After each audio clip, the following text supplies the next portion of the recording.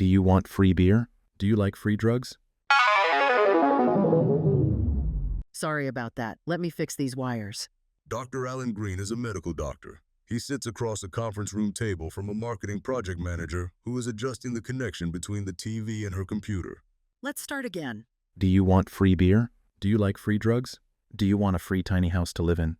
Come on out to Dr. Green's Stem Cell Farm. We're located on the corner of State Highway 314 and 42, just outside of the city. We needed you here yesterday. Come on out today.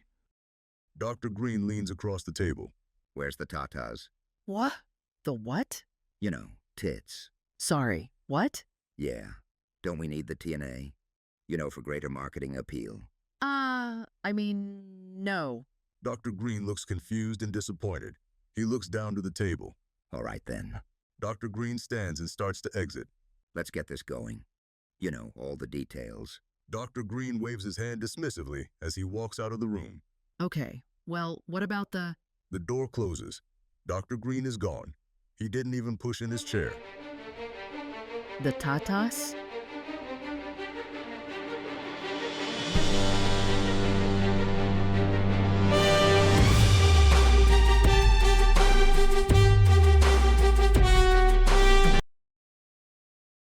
Dr. Green is sleeping.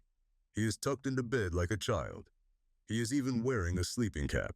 We are inside the House of the Faun in Pompeii, Italy. Dr. Green stands in front of the mosaic of Alexander. Suddenly within the mosaic, the character of Alexander the Great animates. The ghost turns and faces Dr. Green. Alan, you suck. Dr. Green jumps up in his bed. Sweat is running down his face in terror. It is mid-afternoon, downtown city streets, in an homeless and substance abuse enclave. Rick, Shane, Lori, Dale, Glenn, and Andrea circle up in front of a boarded-up and abandoned brownstone building stoop. I think we should go. There's got to be some twisted angle, right? Oh, for sure. Of course there is an angle, but who cares? I mean, if there's really free drugs. Yeah. I don't know why we're talking about this. Agreed. It's gotta be better than squatting here. I mean, what's the worst that could happen? Inside the stem cell lab, on the stem cell farm of Dr. Green, two misshapen clones of the doctor move vials from one stack to another, not accomplishing anything. What do we do with these? Put them over there. Clone 1 moves a stack of vials from one table and places them on another table. Are these samples 1 or 2? Clone 2 points to the other table. Clone 1 moves the tray of vials from that table to the other. Over there. It says on the vials. Do you think we should get started on a baby or wait for the doctor? Let's get started. Clone 1 walks across the laboratory to the walk-in freezer's door. Clone 1 opens the door. Inside the walk-in freezer, there are 2 rows of frozen, hanging, dead babies. Clone 1 grabs one and walks out. Clone 1 walks out of the freezer and back into the lab. He puts the frozen dead baby on the steel table. How long does it need to defrost for? It is the same, every time. I know, but I always forget. You're not very smart. I'm just as smart as you are. Then, why can't you remember how long the baby needs to defrost? Clone 1, frustrated, looks down to the table. Then he smiles to himself. You know, I was listening to Joe Rogan, and he said that people are losing their short-term memory because of cell phones. Joe Rogan. Of course. Rogan. I really love that guy. Chest high five.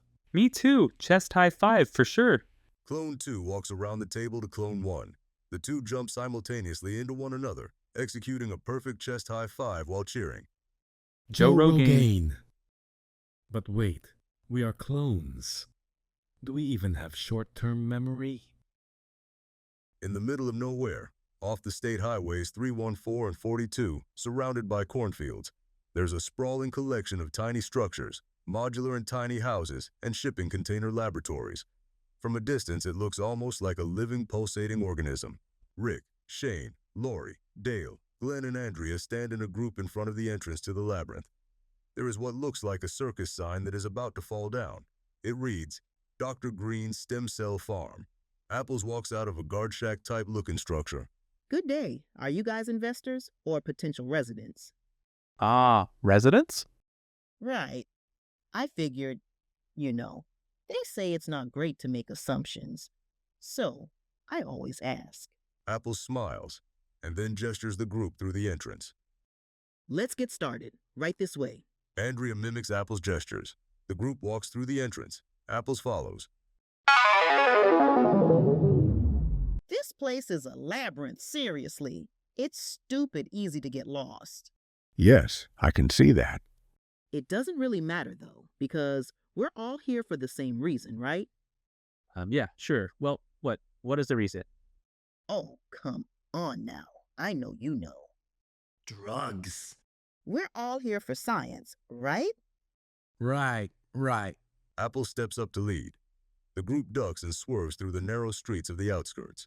In addition to free drugs, booze, and board, we do have various jobs that you can work if you're so inclined. Apples points out a laboratory. There are various labs, like this one, where there are experiments that you can sign up to take part in. This place is huge. How many people live out here? Several thousand at any given time.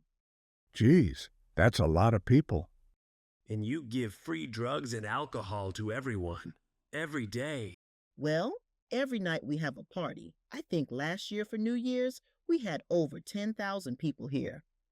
Good Lord, I bet that was a wild party. Yup, wild. The tour continues. The narrow walkways are packed with tiny and modular houses, stacked next to and on top of one another. The group walks by another laboratory. And this is the lab for reanimating animals. They always need help. Reanimating? What, like, that they were dead? Yeah, following our colleagues at Yale's work with reanimating pigs, we've had all types of success. You mean zombies? What the hell, man? Precisely. There have been some failures, though. Apples continues guiding them through the narrow streets. You'll notice there are no motorized vehicles anywhere, not even bicycles. Yeah, why is that? You have to walk everywhere. That way, no accidents. And when folks do take a tumble, they're not moving very fast. Oh, wow. Over there is the kitten room. I strongly recommend you not to sign up for that experiment. The group walks past a large structure with a strange sign that reads, "The Kitten Room." What is that? Apples keeps the tour going.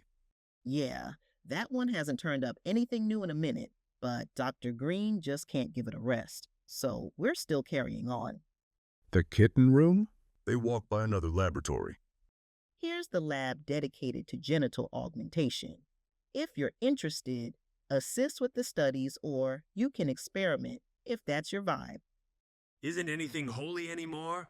We're getting close to the center. Over there is the Center for Expanding Consciousness. The party tucks down another street. And that's the Minotaur's Temple.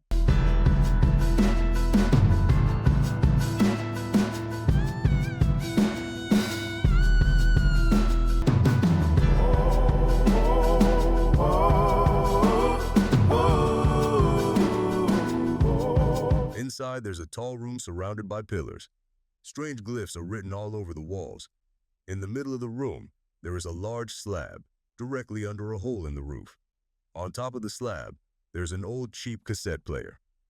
The Minotaur sits crisscross applesauce in a corner of the room, his torso rippling with muscles. From the cassette player, a woman's moaning can be heard.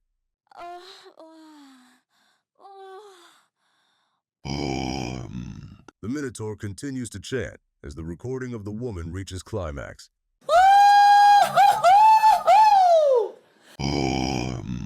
The Minotaur finishes his last chant, rises, and crosses the room to the altar. Just as the woman's moans start to play again, he clicks the stop button on the cassette player. The Minotaur stands. Somehow next to the pillars, he is the one that towers. Outside, Apples continue the tour. Do not ever go inside that place. Seriously. Rick, Shane, Lori, Dale, Glenn, and Andrea trade concerned glances. Suddenly, all the streets lined with tiny houses, modular homes, and shipping container laboratories opens up into a large clearing. We have arrived. Here's the center. Wow. This is where the party is every night. Wow. Wow. You can come here, load up, and go back to your house, or you can party here. It's up to you. Wow. Wow. You can also get jobs at the bars or restaurants. That's primarily how people afford to eat. The labs pay a bit more, though. I can just start working at any of these places? For sure. You'll get paid in tokens at the end of your shift, and you can use those at different spots to grab what you need. You guys have quite the setup here. Right. Here are your house keys. Each of the streets has a letter, each house a number. The numbers get larger as they're further away from the center. No, I mean, this place is great. Amazing. Apples looks irritated. In reference to what? Ah.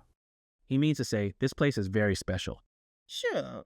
What else? Don't fuck with the zombie doves, and it's a bit safer to party here rather than in the houses. All right, okay. Well, that's the end of the tour. Here are your keys. Apples gives them each a set of keys. Your houses are fully furnished. Each has clean bedding and towels. Enjoy yourselves.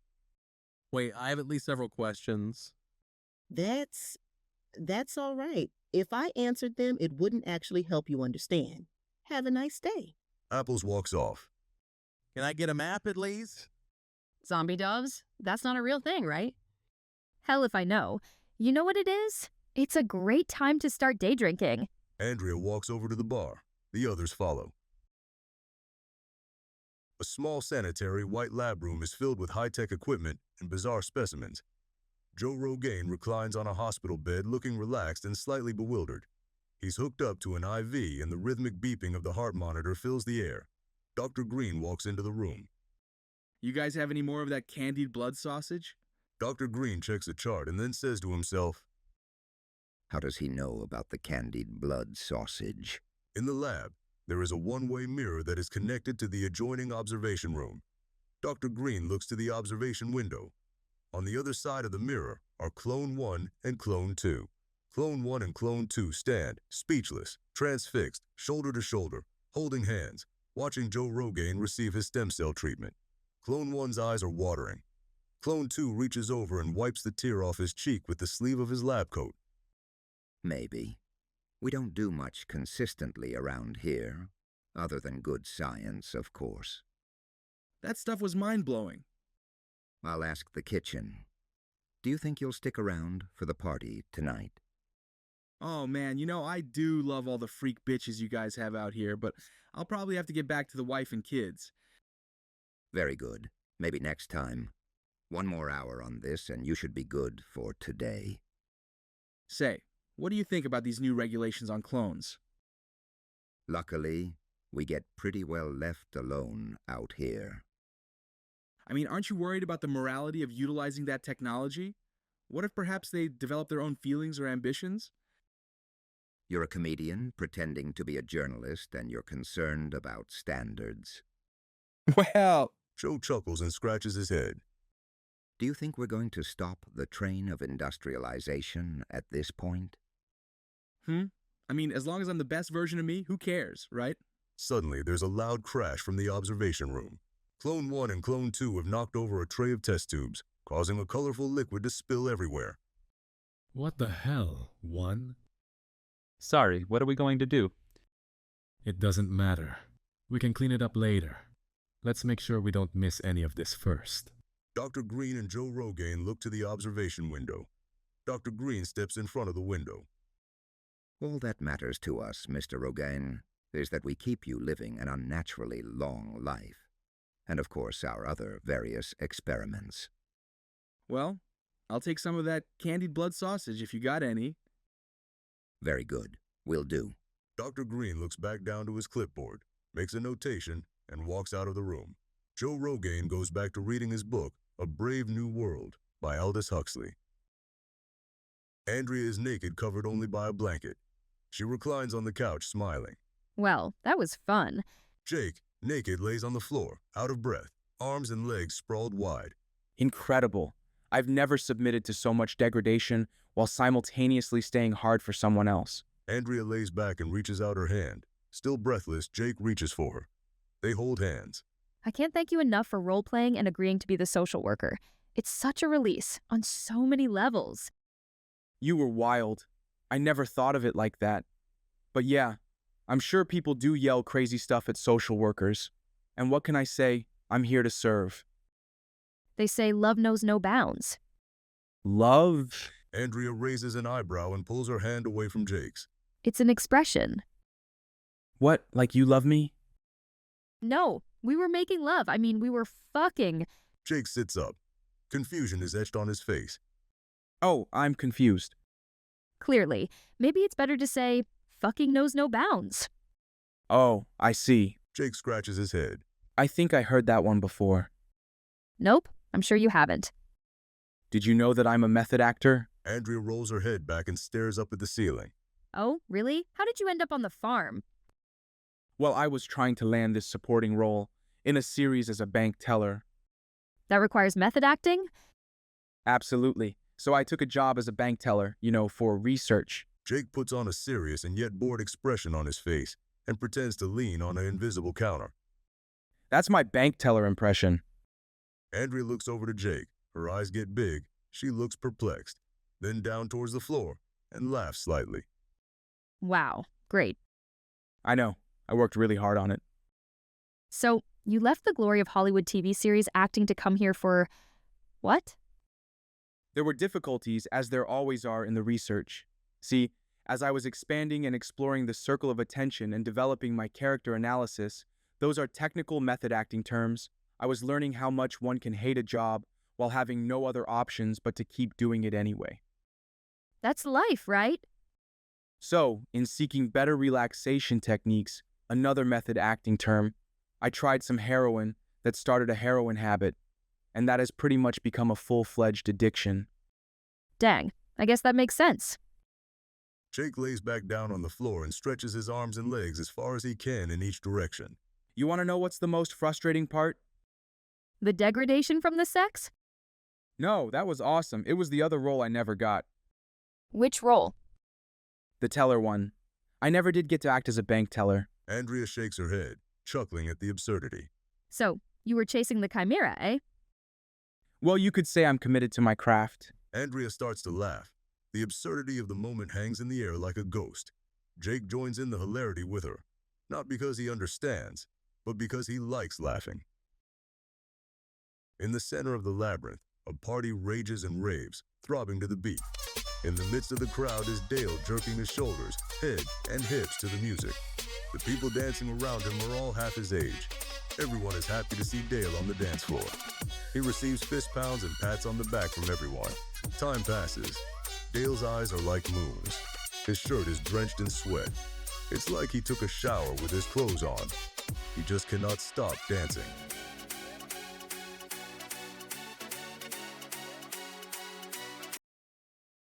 Dr. Green stands in his private garden checking his plants one by one with a flashlight. He comes to his favorite. As he stands back and admires his newest invention, a bioluminescent bald cypress tree, the ghost of Alexander the Great appears. What the hell, Ellen? God damn it. Can't I have 1 minute of peace? Look at me. The land of opportunity, the beacon of freedom. Who else could dare to claim such greatness? Others may try, but they can only admire from afar. Fuck you. And what does he make? A bioluminescent bold cypress tree. It's not even going to glow for the whole year. You wouldn't have been able to do it. I wouldn't have even tried, idiot. What do you know about it? There's only one thing that matters, Alan. Dominance. Dominance is the only thing. I'll dominate you. Dr. Green takes a swing at the ghost of Alexander the Great. His fist never lands. Rather, he swings through the ghost's ethereal presence. Dr. Green loses his balance and falls on the ground. You are an idiot. You think you can strike me? Leave me alone. All I want is to be a good scientist. Dominate, Alan. Dominate them all. Rick works behind the bar. He is talking with another bartender as they pour drinks for the tenants. Have you tried the sausage yet? Yeah, man. That stuff is amazing. It's candied, brother. Ah, that makes sense why it's so sweet, smoky, and satisfying. Yup, candied blood sausages, a regular staple of the labyrinth. The labyrinth? This place. We call it the labyrinth. Oh, you don't call it Dr. Green's stem cell farm? No, once you're in here, it's only the labyrinth. Ah, why is that? It's all Hotel California, man. Yeah, no, I have no idea what you're talking about. Dude, we're never leaving this place. You can't. None of us can get out ever. Rick steps back and looks to the bartender.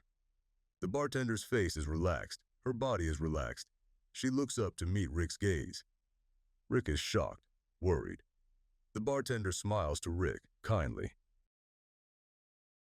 Back in the center of the labyrinth, Glenn dances through the crowd with a plastic glass of beer in his hand. He smiles and is in a state of bliss. Then Glenn bumps into Dale. Dale! Oh, hey there, young man. How's it going? Never better. This place is like heaven on earth. Dale continues to try and jerk his elderly body to the beat of the music the best he can. Glenn notices his eyes and how wet his clothes are. Dale, stop. Hold on a second. Glenn puts his hand on Dale's shoulder and looks into his eyes. Dale's eyes are like blasted out orbs. Dude, are you okay? Never better. This place is like heaven on earth. You already said that, man. Come on, you're done for the day. Glenn grabs Dale by the forearm and pulls him out of the rave. I'm fine. We're just getting started. You can crash out at my place. That way, I can keep an eye on you. The two walk out of the center of the labyrinth. Inside one of the laboratories, Clone 1 and Clone 2 stand shoulder to shoulder over a steel table, working on a project. I think the tenants are going to love our puppet show. I think that it's a stupid idea. You think that everything I do is stupid. Most likely. However, it doesn't stop me from helping you. I appreciate that about you. Clone 1 holds up a Victorian gentleman marionette. Is this Jack or Ernest? In the beginning, Jack is pretending to be Ernest. And in the end, Jack finds out that in fact, his real name is Ernest. So how will people know the difference between the puppets? No, it's about setting, not appearances. Oh, can you explain it to me again? When he's on his country estate, he's Jack. And when he's in London, he tells people his name is Ernest. Ah, now I remember. Do you ever pretend to be me? No, never. Why would I do that? So that you could live a life of debauchery, like this puppet. I guess you could use being an idiot as an excuse. Do you live a life of debauchery? No. There you go. I see. See, sometimes you're nice. Never. Clone 1 picks up the play and reads the title. The Importance of Being Earnest by Oscar Wilde. Where did you find this one? One of the tenants gave it to me. He said it was his favorite. Do you think that someday we'll find out that we're not actually who we think we are? We're clones. What do you think? You think we're going to find out we're part of the aristocracy? No. I mean, I think that it'd be cool if we found out that we were actually like cowboys or something like that. Oh, brother. Imagine I could wear like really tight blue jeans and a really big hat. Clone 1 takes the marionette puppet and makes it dance around. He grins to himself in joy. The bar is dimly lit, filled with the sounds of chatter and laughter. Shane is leaning over the bar, animatedly arguing with a less than impressed patron who is nursing a drink. No, bro. I know everything there is to know about gardening. Individuals have to be held accountable to do their part. Dude, we live in a community. It's a garden. Why don't we all just work the garden together? It's actually called community gardening, right? No, bro. Because what happens is you say that now. Then you know what really happens. I end up doing all your work. Why? Because you're off looking at butterflies and trying to wax poetic to impress the ladies instead of doing your part. What? Fuck you, man. No. Fuck you, bro. All right. Well, answer me this. We create this whole system of individual accountability. Then who's in charge of the system? How do we hold people accountable? Violence. I'll use my fists. Or a gun. Once people know how serious it is, they won't dare to fuck around. Will people vote for you to take the position? Isn't part of the individualist approach so that there's less structure, less oversight? Fuck you, bro. You're twisting my words. Fuck you, dude. I'm just trying to understand what you're saying. Dude, I will fucking break your nose. Do you know what they call me? Are you serious? We're just talking. They call me the Punisher, bro. The fucking Punisher. Seriously? That might be the gayest thing someone has ever said to me. Shane pushes the patron. As he does, several other patrons step up to surround him. Lori steps into the middle of the conflict. Boys, boys, boys. How about we all just take a breath? Fuck this guy. I'm just talking with him and he pushes me. He's drunk, he's sorry, we're leaving. Like hell. I'm telling these guys the way community gardening has to be done. Lori grabs Shane by the arm and pulls him out of the circle of men that have surrounded him. Sorry, seriously, sorry, we're leaving? Lori pulls Shane out of the bar. Outside the bar, on a dirt walkway of the labyrinth, Lori scolds Shane. What the hell, Shane? You're going to get your skull kicked in by all those guys. Are you trying to get yourself killed? Lori, these guys don't understand how serious gardening is and the right way to do it. They want to run it like a bunch of hippie cunts. Jesus. Next thing, we've got to privatize so that we can maximize productivity and get even more profits coming in. It's fucking gardening, Shane. There are no profits. Glenn comes walking down the street with Dale on his shoulder. Guys, great timing. You gotta help me get Dale back to my house. Shane goes to the other side of Dale, and together they help to walk him back to Glenn's house. Inside Glenn's house, Dale lays on the couch passed out. Lori checks his pulse. I don't know. I'm not a nurse. I think he's fine. Glenn and Shane stand in front of the kitchenette drinking beers. Dude, you're going to get your ass kicked again? Fuck those guys. I could have taken them. This isn't the movies. You go against a group of guys and you're going to get stomped into the ground. You know this, man. Whatever. Shane looks to Lori. Hey, babe. Shane walks over and starts groping Lori. How are you feeling? The stench of alcohol pouring out of Shane's pores pushes her head back. Jesus, Shane, you smell horrible. You know what I'd like a whiff of. Shane starts to push his hand down the front of her pants. You're drunk. Don't pretend like you can finish what you're trying to start. Lori pushes Shane off of her and he falls to the floor, flat on his ass. Back outside, on the streets of the labyrinth, most all the houses have gone dark. Here and there, one single light is on. However, Glenn's house is completely lit up. The Minotaur stands outside. His breathing is audible, Ujjayi yogic breath. Slow, steady inhale through his nostrils, and a slow, steady exhale through pursed lips. He pulls his shoulders back and centers a rugged and outdoorsy yet cute REI belly bag that hangs on his waist. Inside Glenn's house, the Minotaur kicks the door in and walks into the center of the room.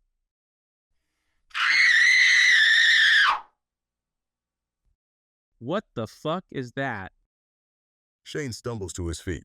Listen, Swolezilla, you better fuck off. You know why? Why? Because this is my house.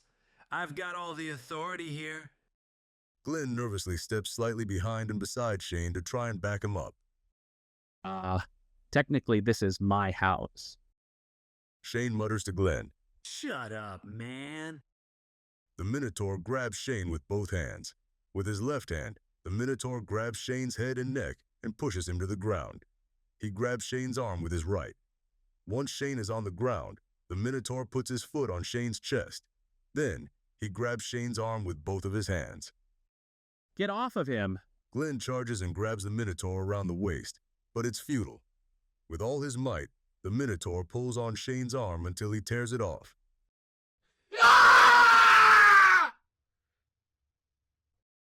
What the fuck? Lori faints. Glenn jerks, jolts, and yanks against the Minotaur. The Minotaur, holding Shane's left arm in one hand, uses his other to pry Glenn off of him and then throw him across the room.